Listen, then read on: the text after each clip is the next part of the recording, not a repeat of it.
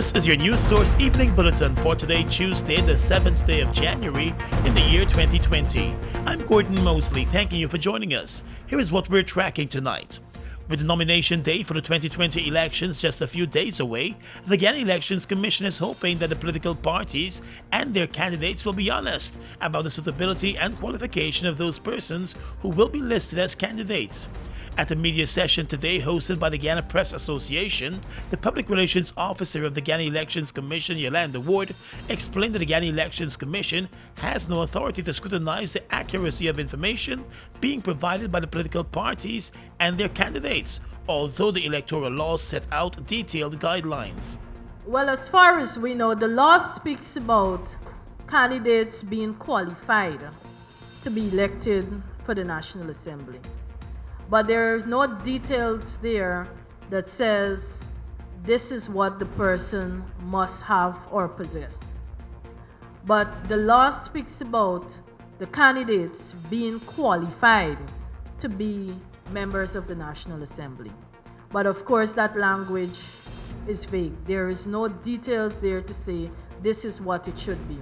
I think it will be the onus on political parties in the selection of their candidates to ensure that is done. Although the Constitution of Guyana prohibits persons who hold dual citizenship from contesting the national elections for a seat in Parliament, there have been many cases over the years where that was taking place.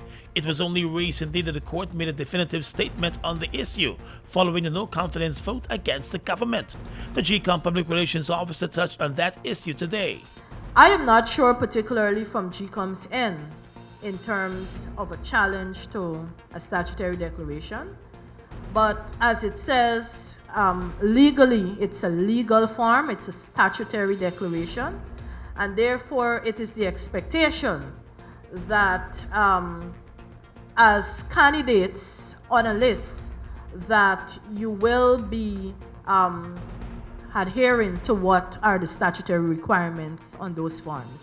I know that there is another side of that question that many of you here are tempted to ask, but I will not want to get into greater detail on that part of the question. But it is a statutory form, and the expectation is that as candidates sign in those forms to be part of an election, that they adhere to what are those statutory requirements. Ms. Ward also said the Guyana Elections Commission has been looking closely at the electoral laws, especially in the wake of the court cases that came after the no-confidence vote.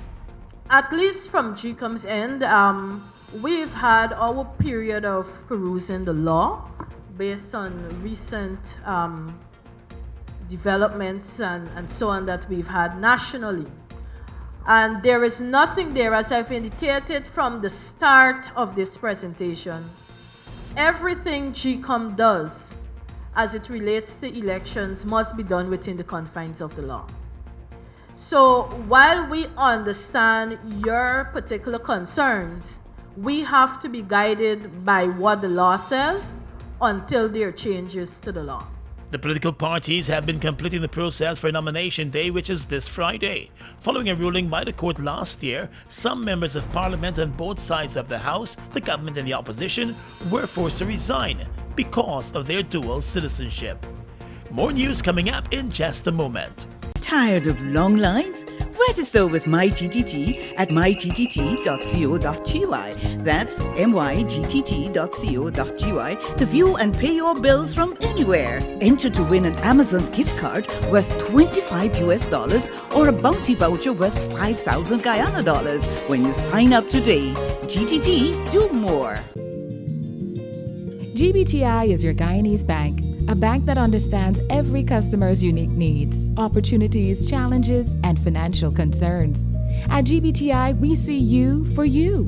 Whether you're buying a new home or car, planning your next vacation or retirement, saving for your child's future, or whether you're ready to take that bold step of investing in your dream business idea, we are with you every step of the way. We hear your stories and watch you focus on your dreams as we share your aspirations. We are more than just banking. We are a family. We are part of your community. Our commitment extends way beyond the walls of our branches and is demonstrated every day in the opportunities we provide to our individual and business customers. The support, time, and commitment we give back to communities across Guyana to help improve the lives of our Guyanese families. Because we see Guyana through your eyes. We are legions of men standing strong, but never too proud to stoop and help someone. We must send a clear signal to all. Do right. Walk in upright ways, knowing that's what being a man is all about. And ever aware that things will only get worse when good men do nothing. Stand strong. Be the one to live right. The APNU AFC Campaign Rally now moves to Region 5 this Wednesday, January 8th from 5 p.m. at the Hope Tank Community Center ground with a president you can trust, a man of integrity to lead Guyana into the new era of economic prosperity. Come out and hear of Guyana's next decade of development, addressed by His Excellency President David Granger, and leader of the AFC, Mr. Kemraj Ramjatan. There will be two motorcades, one from High Dam and the other from Ithaca, both leaving at 2 p.m. sharp. Region 5, let Guyana's transformational development continue with the APNU AFC. This Wednesday, January 8th, 5 p.m. at the Hope Tank Community Center ground. Region 5, we moving forward together. I want you to find your way. Everybody on stage. Fuel it up and drive, super 95. Tune up. Fuel it up and drive, super 95. Tune up. Protect your fuel system, boy. High mileage and performance, boy. Guy Oil Super 95 gasoline gives you more reasons to drive and is available at 56 service stations nationwide. For affordable price, high performance, and high mileage, choose Guy Oil's Super 95 gasoline. Fuel it up and drive.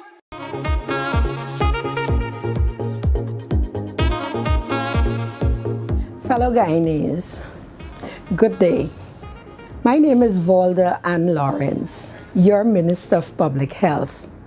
And tomorrow, January 8th, I will be at my ministry, that is at Lot 1, Brick Dam, Georgetown, where I will be meeting with members of the public.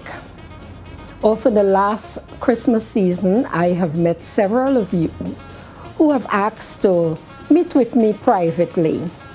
And this is your opportunity to come to the Ministry of Public Health tomorrow morning from 9 a.m. right through to 3 p.m. And I will avail myself and my staff to address your concerns. So please come down to the ministry at Brickdam. Let me repeat, we begin at 9 a.m. through 3 p.m. where I will be meeting with members of the public and addressing their concerns.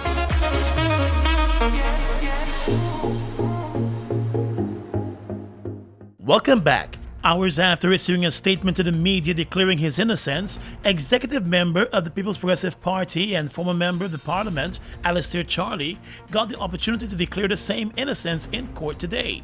He appeared before Magistrate Shirtle Isaacs Marcus this afternoon and pleaded not guilty to the charges of sexual assault of a teenage boy and perverting the course of justice.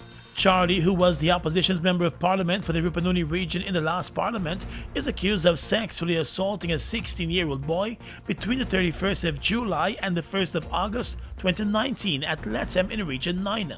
He's also accused of perverting the course of justice on the 5th of August in the same town of Letem. Particulars of the case accuse a former member of parliament of allegedly exposing his private parts to the teenager and touching the teen's private parts after the two allegedly went drinking at a bar following a Sweet 16 birthday party for a relative of the accused in the same Letem community. The incident was reportedly captured on camera, and the report was made to the police by a relative of the young boy. Charlie was arrested as an investigation started, and advice was sought from the Director of Public Prosecutions. He's being represented by attorney Lachmi Rahamat and was granted bail in the sum of $200,000 today. The politician has repeatedly denied the accusations and has said that he believes that the accusations and charges are politically motivated. In the field of agriculture, the Guyana Rice Development Board is reporting that 2019 turned out to be a very good year for the local rice industry. In a statement to the Ministry of Agriculture, the GRDB announced that over 1 million metric tons of paddy was produced in 2019, and that represented the second highest rice producing year for Guyana, falling only to 2015. The Rice Development Board said Guyana managed to produce the record amount of rice despite a number of challenges, including extremely unfavorable weather conditions and some pest infestation. The challenges, the GRDB said, were tackled head-on by the Rice Board, which spared no effort in ensuring that the extension and support services meted out to their rice farmers were superior. The GRDB said not only was production in 2019 close to surpassing the 2015 national record, but production has increased 28% since 2016 as well. And that is possible not only by the efforts extended by the GRDB, but also by the hard work of rice farmers. Region 5 remains the highest producing region, harvesting over 454,000 metric tons of paddy at a 99% harvesting rate. Second to Region 5 is Region 6, with a total of 311,000 metric tons of paddy. Meanwhile, the Guyana Rice Development Board's 2019 export report has revealed that $222.7 million was earned through the export of rice to more than 35 countries in 2019.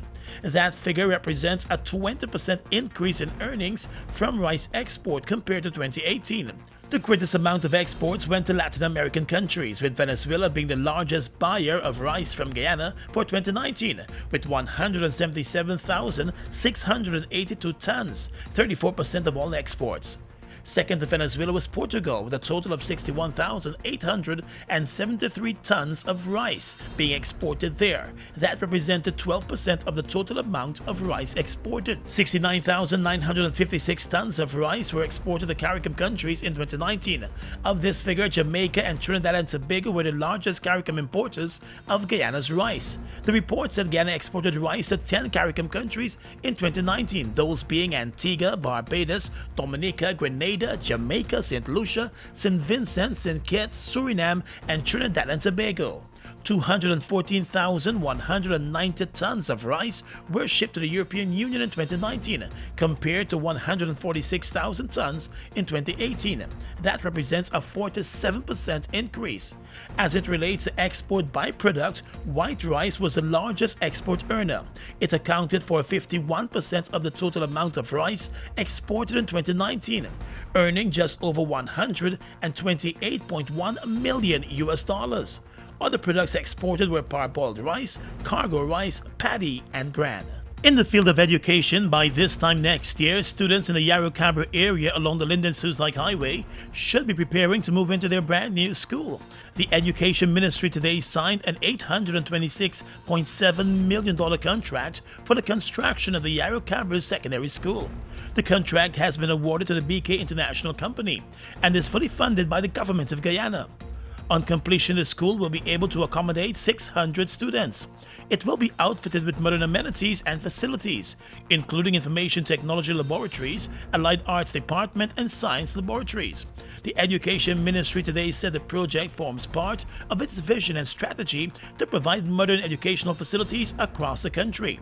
According to the Permanent Secretary of the Education Ministry, Alfred King, the construction of the school is aimed towards making education accessible by providing quality educational spaces to all students. After experiencing His Excellency declaration of the Decade of Development and outlining his priorities for the decade of development of which education has a very prominent place and role to play, we continue our pursuit to ensure that we make space accessible and schools accessible and education or quality education accessible to our young people all across this country. Chief Executive Officer of the contracting company, Brian Tawari, said his company is pleased to be associated with the Ministry of Education to construct the school.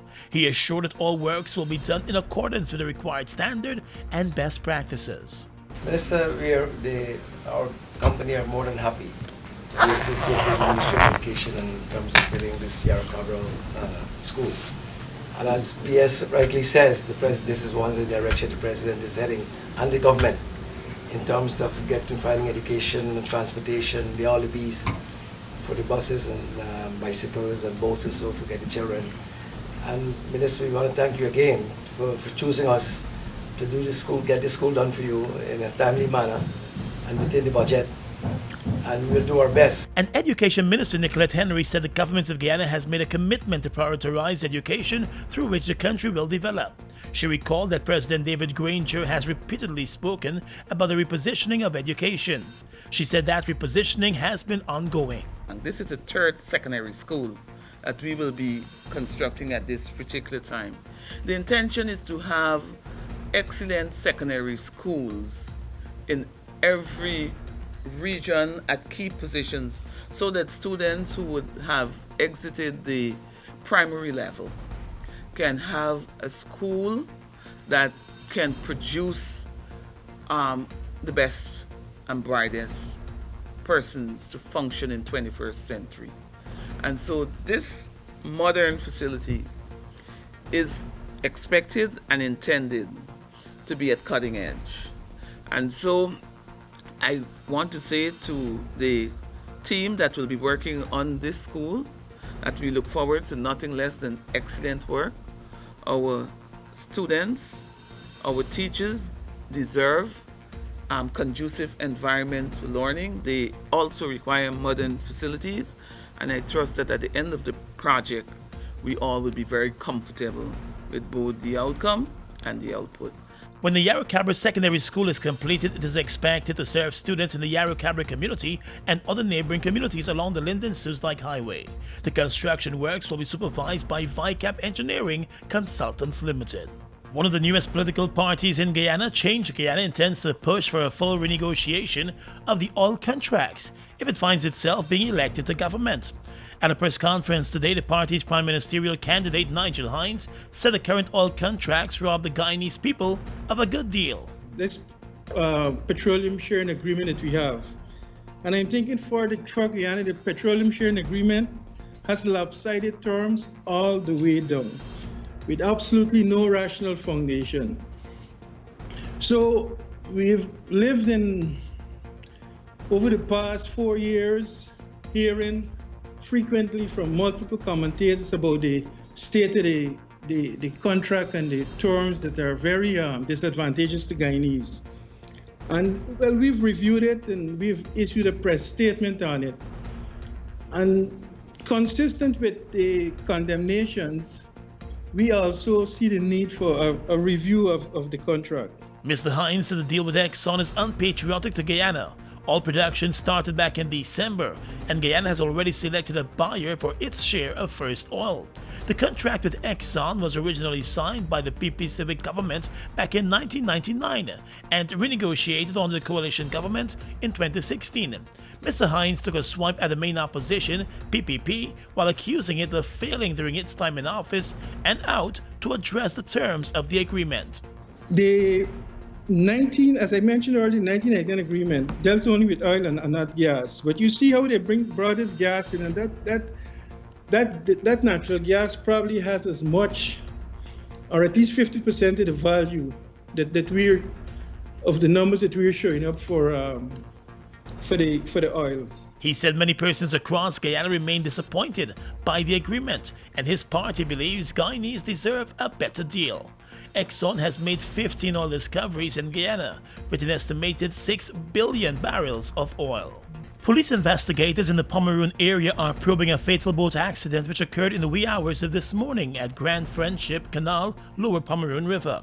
The accident involved a wooden boat that was propelled by a 40-horsepower outboard engine. The boat was being operated by a 27-year-old gold miner, Denon Light. The lone passenger, 25-year-old Rennie France, died in the accident. The duo was reportedly en route to their homes in Grand Friendship when the boat collided with a tree that had fallen into the canal. Both the operator and passenger were pitched overboard and suffered multiple injuries. Persons who live in the area and heard the collision rushed to the aid of the two young men. They were pulled from the canal and rushed to the hospital in the area, where Franz was pronounced dead while the operator was admitted in a serious condition. The body of Franz was taken to the study funeral parlor, awaiting a post-mortem examination. Let's tell you now that an 81-year-old pensioner became the country's latest road accident victim when she was struck down by a motor car along the Neek Public Road currently in Berbice this morning.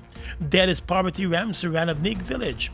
A police report said the elderly woman was walking along the public road when she was struck down by a motor car bearing the license plate number PPP 1008.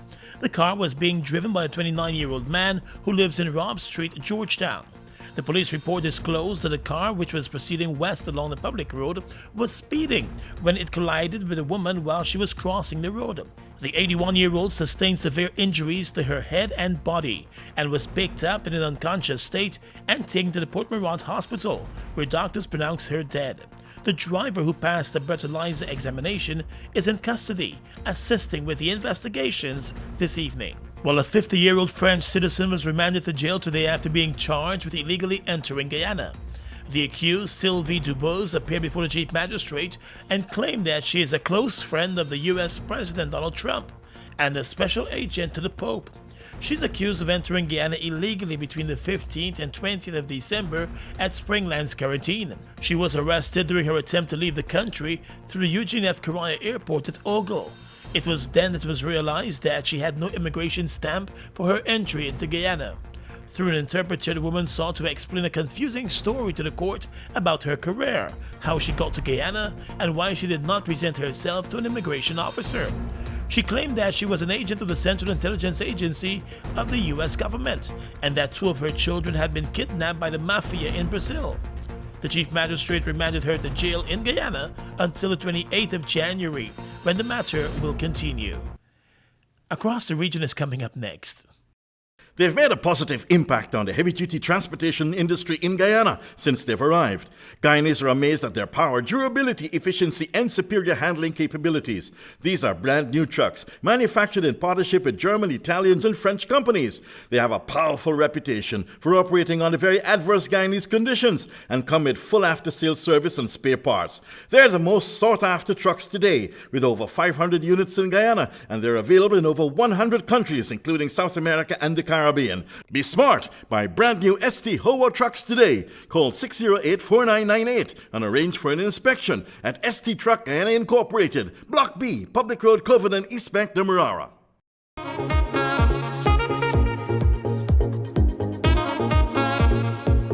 Fellow Guyanese, good day. My name is Valda Ann Lawrence, your Minister of Public Health. And tomorrow, January 8th, I will be at my ministry, that is at Lot 1, Brick Dam, Georgetown, where I will be meeting with members of the public. Over the last Christmas season, I have met several of you who have asked to meet with me privately. And this is your opportunity to come to the Ministry of Public Health tomorrow morning from 9 a.m. right through to 3 p.m. And I will avail myself and my staff to address your concerns. So please come down to the ministry at Brickdam. Let me repeat, we begin at 9 a.m. through 3 p.m. where I will be meeting with members of the public and addressing their concerns.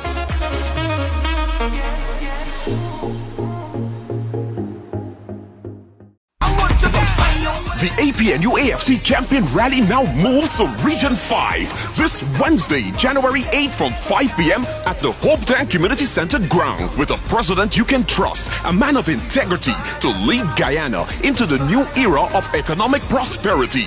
Come out and hear of Guyana's next decade of development, addressed by His Excellency President David Granger, and leader of the AFC, Mr. Kemraj Ramjertan. There will be two motorcades, one from High Dam p.m. and the other from Ithaca, both leaving at 2 p.m. sharp. Region 5, let Guyana's transformational development continue with the APNU AFC. This Wednesday, January 8, 5 p.m. at the Hope Tank Community Center ground. Region 5, we moving forward together. I want you to find your way, everybody on stage. Across the region right now, months after Hurricane Dorian swept through the Bahamas, causing damage estimated at $3.4 billion, the country's health minister Dr. Dwayne Sands says the time has come for the country to acknowledge that more than 200 people lost their lives as a result of the Category 5 storm.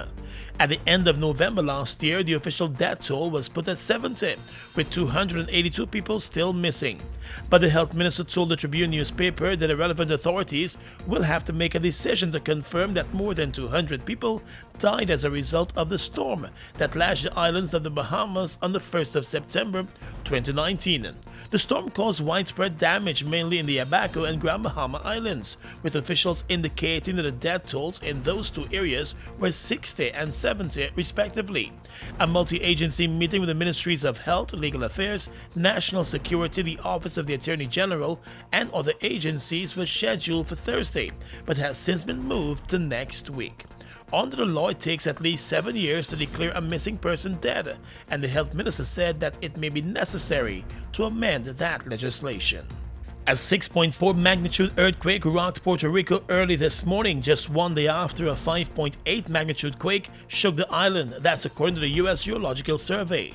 The 6.4 quake struck at about 3:24 this morning, about 6 miles south of Indios, Puerto Rico. The UGSS said. The mayor of Guyana, just north of Indios, reported damage to homes and the church. There were no immediate reports of injuries, the mayor said. A building collapsed and crushed a car in part of Puerto Rico, but the occupants of the home are reported to be uninjured. Puerto Rico Electric Power Authority reported widespread outages across the island after its power plants activated an auto-protective mechanism following the earthquake. And finally tonight, international news. Facebook has announced that it will remove videos modified by artificial intelligence known as deepfakes from its platform. Deepfakes are computer-generated clips that are designed to look real. The social media company said in a blog that these videos distort reality and present a significant challenge for the technology industry. While deepfakes are still relatively uncommon on the internet, they are becoming more prevalent. Software creates deepfakes of people, other politicians or celebrities by merging, replacing or superimposing content onto a video in a way that makes it look real. Facebook said it would remove videos if it is realized they had been edited in ways that weren't obvious to an average person, or if they mislead a viewer into thinking that a person in a video said words they did not actually say. And that's your News Source Evening Bulletin for tonight. I'm Gordon Mosley, reporting.